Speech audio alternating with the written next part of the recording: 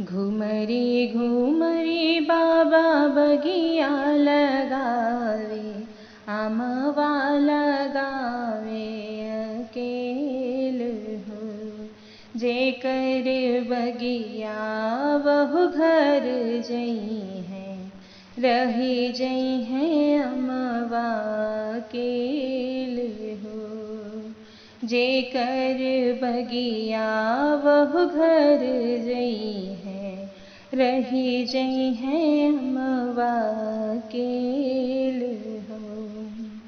झारी ने पोछी बाबा बेटी बोलावे, लीन है जाग बैठाए हो।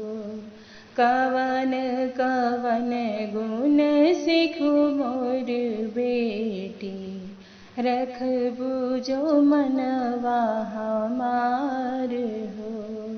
कवन कवन गुण सिखु मोर बेटी, रखबू जो मनवा हमार हो।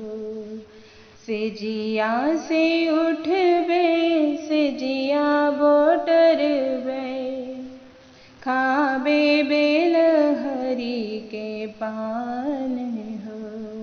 अंगना बाहर बाबा चौका लगइबे, बरतन मजबे विचार हो।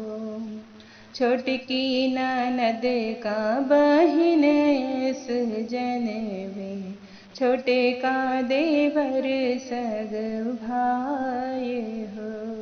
छोटकी ननद का बहिन एस जनवे, छोटे का देवर सग भाई।